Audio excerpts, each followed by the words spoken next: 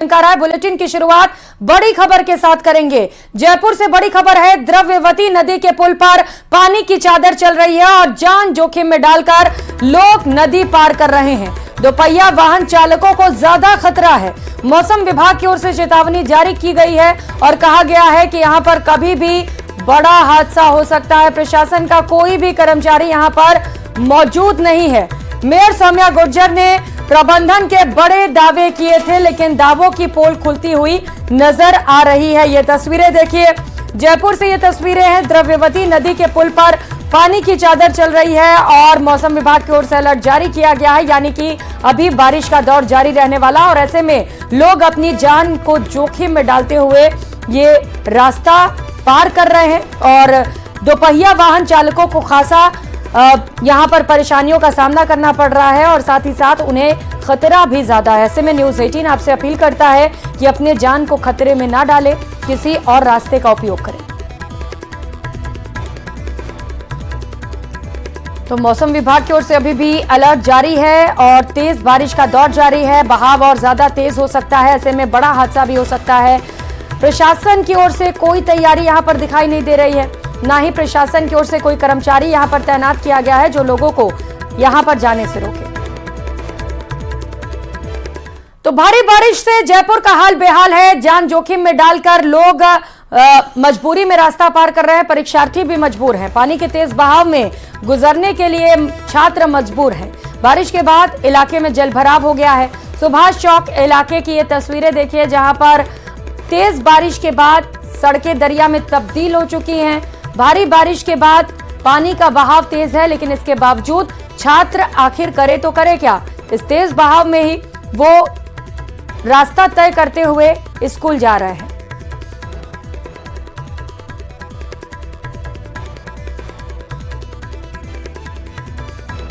तो तस्वीरें आप देख सकते हैं कि किस तरह से मानव श्रृंखला बनाते हुए हाथ से हाथ पकड़कर जो बच्चे हैं वो ये रास्ता तय कर रहे हैं, क्योंकि रास्ते में जो पानी का बहाव है वो काफी ज्यादा तेज है और ऐसे में बह जाने का भी खतरा है। जान जोखिम में लेकर, जान हथेली पर लेकर ये जो छात्र हैं वो रास्ता पार करने को मजबूर हैं।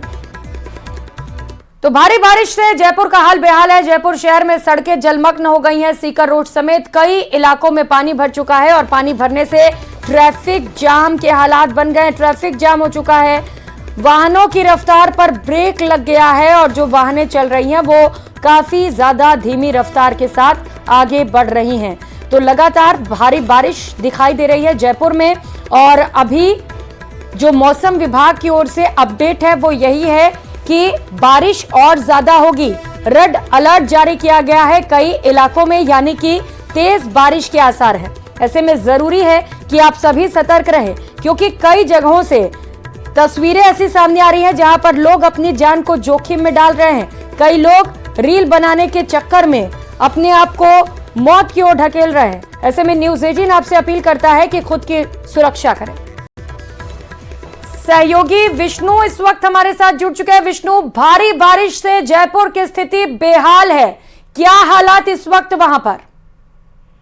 देखिए, आज वीकेंड था और रविवार पर लोगों ने ऐसी उम्मीद नहीं की थी कि इतनी तेज बारिश आज जयपुर शहर में होगी और वहीं पर आज रेड अलर्ट शायद से इस सीजन का पहला था जिसमें जयपुर शहर और जयपुर जिले में रेड अलर्ट घोषित किया गया और इसी के साथ सुबह से बौछारें शुरू हुई और अचानक से तेज बारिश का दौर जयपुर में शुरू हुआ, जिसके बाद शायद क्योंकि प्रशासन भी छुट्टी पर था, अधिकारी भी छुट्टी पर थे, ऐसे में शहर की सड़कों पर या फिर कहीं शहर के कोने कोने में जाम की स्थिति बन गई। हर जगह सड़क पर दरिया जो है वो पानी का नजर आने लगा और इसकी वजह से हालांकि जनहानि की कोई सूचना नहीं थी, लेकिन ट्रैफिक जाम की स्थिति लगभग कई जगह बनी है। कई निचले जो इलाके शहर के जहां पर जल भराव की स्थिति थी वो बन गई है और शहर का लगभग हर रोड पर पानी 2 से 3 फीट गहरा पानी जो पानी भरने की वजह से जाम की स्थिति भी फिलहाल बनी हुई है।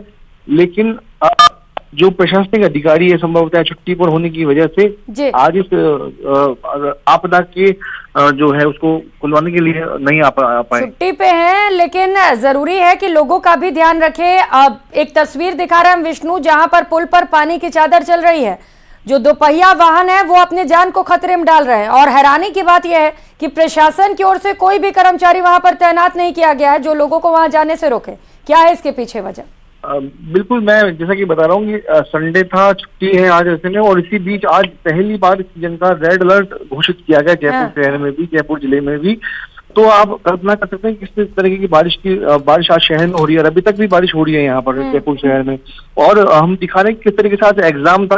रविवार को कई प्रतियोगी भर्ती परीक्षाओं की परीक्षा थी, उसमें ये सुभाष चौक के विजुअल हम दर्शकों को दिखा रहे हैं किस तरह से पुलिस और स्थानीय लोग चैन बना करके उन परीक्षार्थियों को परीक्षा केंद्र तक पहुंचाने में मदद कर रहे हैं। तो ये स्थानीय लोगों ने जिम्मा उठाया हुआ है, लोकल पुलिस ने जिम्मा उठाया हुआ है। अब इस दौरान कोई जो बाकी जो अधिकारी होते हैं, मतलब नगर नियोजन या फिर नगर निगम जेडीए के, उन्हें भी फील्ड में आना चाहिए ताकि कोई जनहानि या फिर कोई बड़ी घटना जरूरी है कि छुट्टियों को रद्द कर दें और जरा लोगों के सुरक्षा का भी ध्यान रखें। बहुत शुक्रिया आपका विष्णु तमाम जानकारियों के लिए।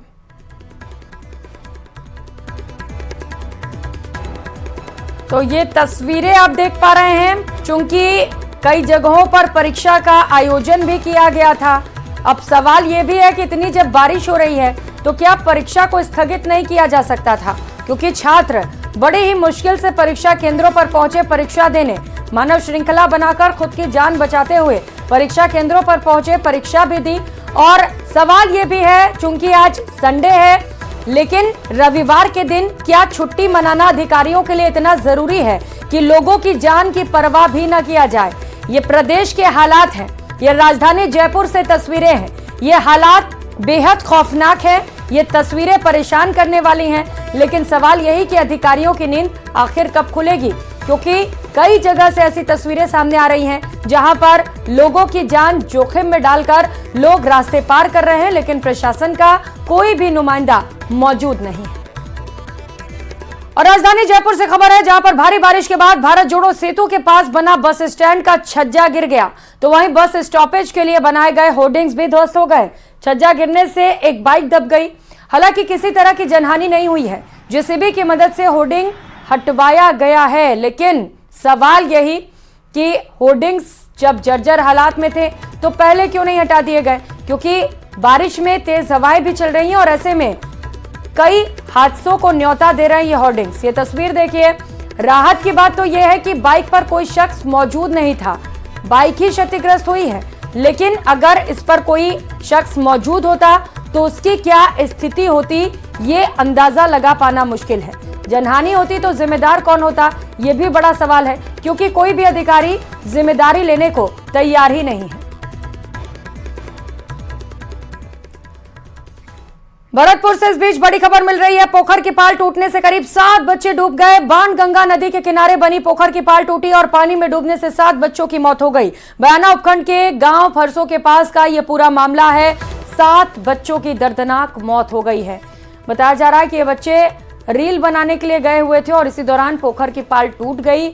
सवाल यह भी है कि आखिर ये पाल कैसे टूटी, किसकी लापरवाही थी। हालांकि सूचना मिलते ही जिम्मेदार अधिकारी मौके पर पहुंचे। मौके पर एसडीआरएफ एनडीआरएफ की टीम पहुंची, रेस्क्यू ऑपरेशन चलाया गया, लेकिन 7 बच्चे पानी में डूबने से मौत की भेंट चढ़ गए। उनकी मौत हो गई और घर परिवार में मातम पसरा हुआ है।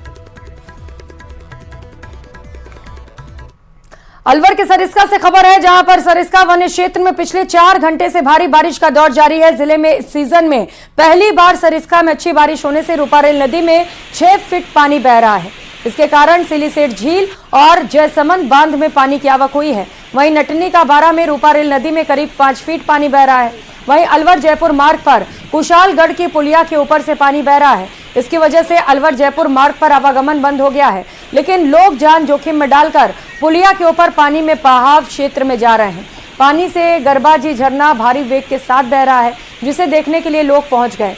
वहीं भारी बारिश के बीच नेता प्रतिपक्ष टीकाराम जूली भी नटनी का बारा वियर पर स्थित पानी का स्थिति का जायजा लेने पहुंचे। पहले भी जब मैं विधायक था उस समय भी 25 लाख रुपए मैनेजर भाउल जितेंद्र सिंह जी ने अपने कोटे के और 4.5 करोड़ रुपए अशोक जी गहलोत साहब ने स्पेशल इस नदी के लिए 12 वियर चैनल की खुदाई के लिए दिए थे। लास्ट टाइम भी जब मैं मंत्री था उस समय भी हमने इसके अंदर 2-2.5 करोड़ रुपए मंजूर करके पूरा अतिक्रमण इसका हटा के काम शुरू कराया था। मैं समझता हूँ अच्छा पानी अब की बार आएगा। बरसात हुई है और नदी सुबह से ही चल रही है, तो इसका फ़ायदा पूरे अलवर ज़िले को मिलेगा, अलवर शहर को मिलेगा। जो लगातार पूरा आसपास का जो इलाका है, अलवर ग्रामीण का इलाका है, पूरा जो किसानों का जो पानी है ज़मीन का वो सूख चुका है। हज़ार फीट की बोरिंगें हो रही हैं और लगातार 2-3 साल के अंदर वापस सूख जाती हैं। तो इससे बहुत बड़ा फ़ायदा पूरे अलवर ज़िले को मिलेगा। तो वहीं करौली जिले में दूसरे दिन भी मूसलाधार बारिश जारी है। लगातार बारिश से शहर के करीब 1 दर्जन गली मोहल्ले और कॉलोनियों में जलभराव हो गया। जलभराव में फंसे करीब 3 दर्जन लोगों को सिविल डिफेंस, एसडीआरएफ और स्थानीय लोगों की मदद से सुरक्षित स्थानों पर पहुंचाया गया। झमाझम बारिश के चलते करौली के रणगमा तालाब, इमली वाला ताल और बड़ वाले तालाब भी ओवरफ्लो होकर बहने लगे। ओवरफ्लो का पानी कई कॉलोनियों के घरों में घुस गया, जिससे बड़ी संख्या में लोगों को घरों और छतों पर शरण लेनी पड़ी। सूचना पर सिविल डिफेंस और स्थानीय लोगों ने रामद्वारा क्षेत्र, बग्गीखाना, पावर हाउस, वीर हनुमान क्षेत्र से रेस्क्यू कर लोगों को सुरक्षित स्थानों पर पहुंचाया। तो शासन ने साथिया और आसपास के लोगों से बहाव क्षेत्र से दूर रहने और सुरक्षित स्थानों पर जाने की अपील की है।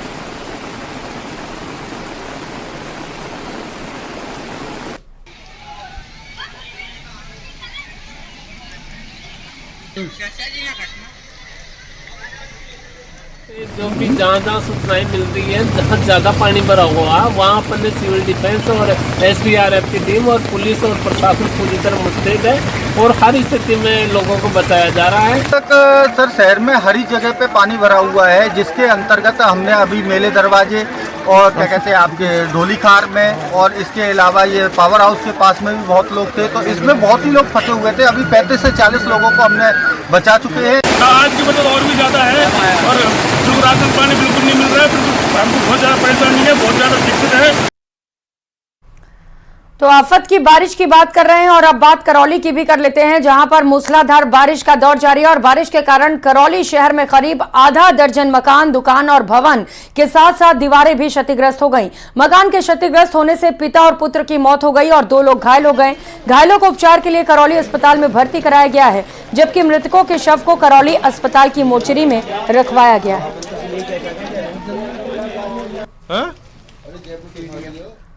तो वहीं राजसमंद जिले में करोड़ों का डीएफएमटी फंड होने के बावजूद कई स्कूलों की हालत जर्जर है। हर पल खतरे के साए में छात्र जीने को मजबूर हैं। कहीं पर टॉयलेट जर्जर है तो कहीं छतों से पानी टपक रहा है। स्कूल की 4 दीवार भी क्षतिग्रस्त है। शिक्षा विभाग ने अभी तक मामले पर सुध नहीं ली है। आधे से ज्यादा स्कूलों के निर्माण कार्य बंद पड़े हुए हैं। विभाग पर कमीशन खोरी और चहेतों को फायदा देने के आरोप हैं। बकाया भुगतान के लिए कई ठेकेदारों ने हाईकोर्ट में याचिकाएं भी लगा रखी हैं। 912 स्कूलों में मरम्मत के प्रस्ताव समग्र शिक्षा विभाग के पास है। समग्र शिक्षा के एडीसीपी के बयानों में ही विरोधाभास है। जिले में पिछले 3 से 4 दिनों में स्कूलों में प्लास्टर और मलबा गिर चुका है। मरम्मत की मांग को लेकर कुछ स्कूलों में ग्रामीण तालाबंदी भी कर चुके हैं, लेकिन इसके बावजूद प्रशासन की नींद नहीं खुल रही।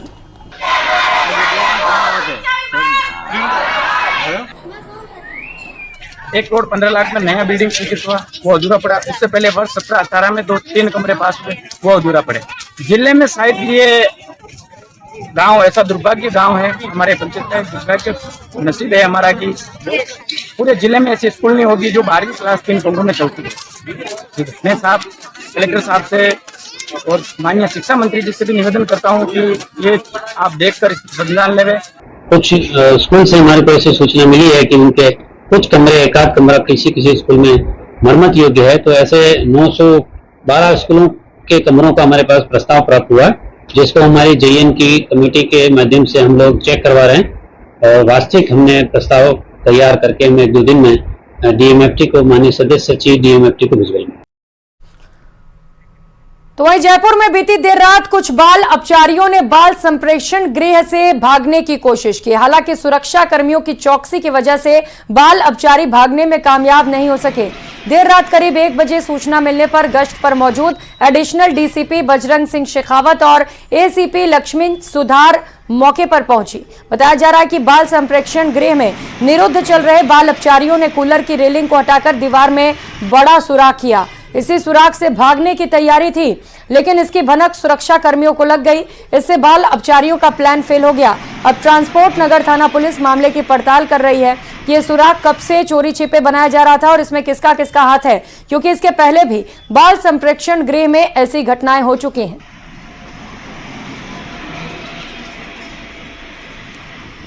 और खबरों में आगे बढ़ते हुए बात भारत पाकिस्तान इंटरनेशनल बॉर्डर पर सीमा सुरक्षा बल के हाई सिक्योरिटी अलर्ट की। ऑपरेशन अलर्ट के नाम से हाई अलर्ट जारी किया गया है।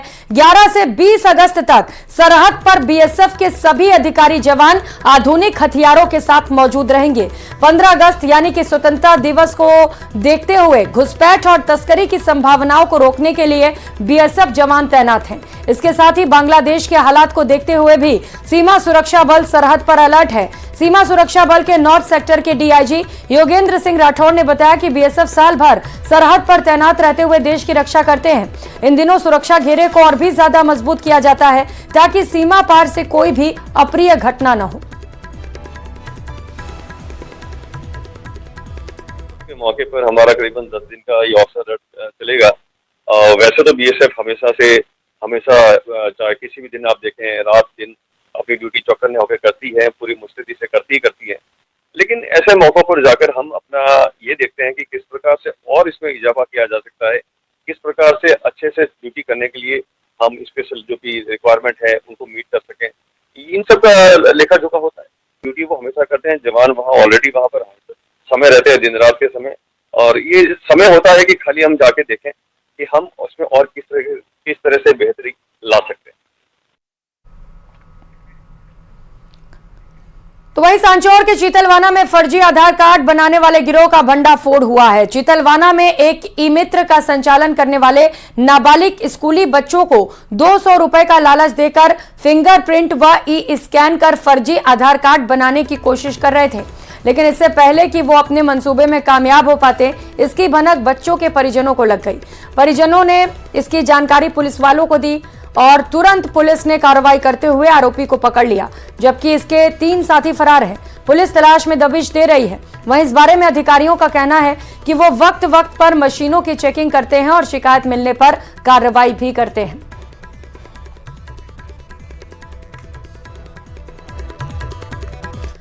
भारत पाक सीमा से सटे जैसलमेर के म्याजलार गांव में एक बार फिर से एंटी लैंड माइन मिलने की सनसनी फैल गई। कीरत सिंह की ढाणी म्याजलार में एक चरवाहे को बम नुमा वस्तु नजर आया। ग्रामीणों की सूचना पर बीएसएफ के जवान मौके पर पहुंचे। इस इलाके में लगातार ये तीसरी घटना है जब बम मिला है। बता दें कि 15 दिन पहले भी क्षेत्र में एंटी लैंड माइन मिली थी। वहीं बीते गुरुवार को भी लैंड ग्रेनेड बम मिला था, जो अभी भी पुलिस की सुरक्षा में है और उसका निस्तारण अब तक नहीं हो पाया है। गौरतलब है कि तीसरी बार क्षेत्र में बम मिलने से बाशिंदों में भय का माहौल है।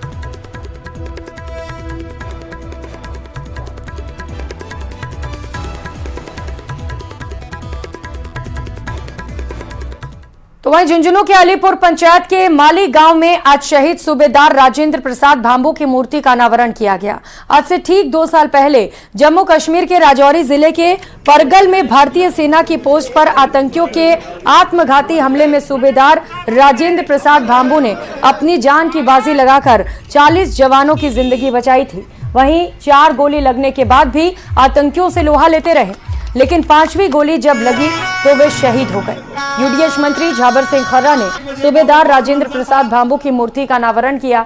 सैनिक कल्याण बोर्ड के अध्यक्ष प्रेम सिंह बैजौर, पूर्व मंत्री लालचंद कटारिया, पूर्व विधायक शिवकरण चौधरी, भाजपा प्रदेश उपाध्यक्ष मुकेश दाधीच तथा मेजर जनरल एसएस कटेवा समेत अन्य भी मौजूद रहे।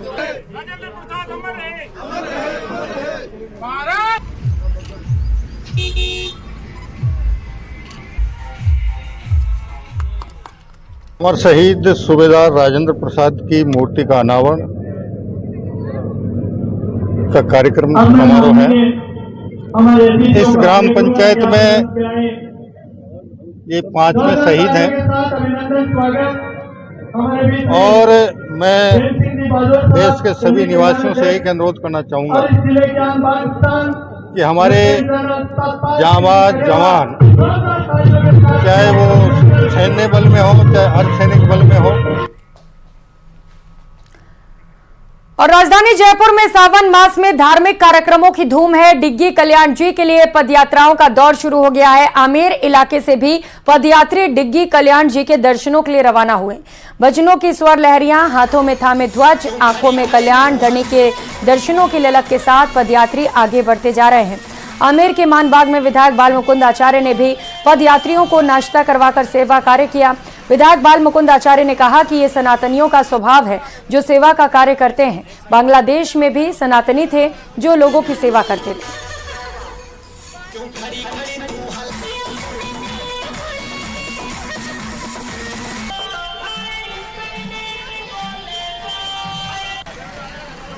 काशी तो इसके लिए प्रसिद्ध है।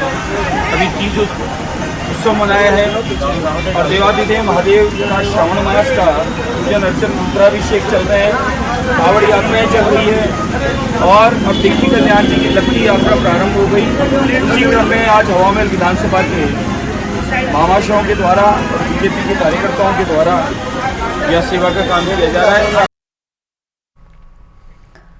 तो वहीं टोंक के प्रसिद्ध धार्मिक स्थल श्री डिग्गी कल्याण जी महाराज की लक्की पदयात्रा का आयोजन किया जा रहा है। ये विशाल लक्की पदयात्रा आज चौड़ा रास्ता स्थित ताड़केश्वर जी के मंदिर से विधिवत पूजा अर्चना के साथ शुरू हुई। इस यात्रा में कल्याण धनी के दर्शनों के लिए जयपुर और एमपी से पदयात्राएं आती हैं। डिग्गी कल्याण पदयात्रा जयपुर के ताड़केश्वर जी के मंदिर से शुरू होकर सांगानेर, मदरामपुरा, रेनवाल फागी, निमेड़ा, चौसला होते हुए श्री जी महाराज डिग्गी 15 अगस्त को पहुंचेगी। इस मौके पर संवाददाता महिमा जैन ने भक्तों से बातचीत की। पदयात्रा का आयोजन किया जा रहा है ताड़केश्वर महादेव राजधानी जयपुर के मंदिर से। आज ये यात्रा रवाना हो चुकी है जो करीब 4 दिन में टोंक डिग्गी मालपुरा कल्याण जी के मंदिर पहुंचेंगी और इस दौरान पदयात्री जो है सड़क मार्गों से गुजरेंगे और करीब 4 दिन के समय में टोंक यानी कि जिले में स्थित डिग्गी कल्याण जी के मंदिर पहुंचेंगे। आपको मैं बता दूं, आप तस्वीरों के जरिए देख सकते हैं कि कितनी बड़ी संख्या में यहाँ पे श्रद्धालु पहुंचे हैं और हर साल इस यात्रा का आयोजन किया जाता है। देखिए, कल्याण धनी की ये लक्की यात्रा आज यहाँ से शुभारम्भ हुआ है। निश्चित रूप से जितने भी कल्याण धनी के जो भक्त हैं वो लाखों की संख्या में आज अपनी मनोकामनाएं लेकर के चल रहे हैं। साथ में भगवान इनकी सबकी मनोकामना पूरी करेगा। और जहाँ तक हमारी राज्य सरकार का सवाल है, सारे भक्तों की सुविधाओं का ध्यान रखते हुए और सफाई व्यवस्था मुकम्मल की है। अगली खबर अलवर के धर्मपुरा गांव से है, जहां पर करीब 1 दर्जन से अधिक महिलाओं और बच्चों ने नटनी का बारा स्थित देवनारायण मंदिर तक दंडवत परिक्रमा की। ग्रामीणों ने क्षेत्र में अच्छी बारिश के लिए दंडोती परिक्रमा की प्रतिज्ञा की थी। अब की बार मानसून मेहरबान हुए, क्षेत्र में अच्छी बारिश होने से किसान खुश हैं। आज प्रतिज्ञा पूरी होने के लिए करीब 15 किलोमीटर की दंडवत परिक्रमा महिलाओं के द्वारा आयोजित की गई, जिसमें बच्चे भी शामिल हुए।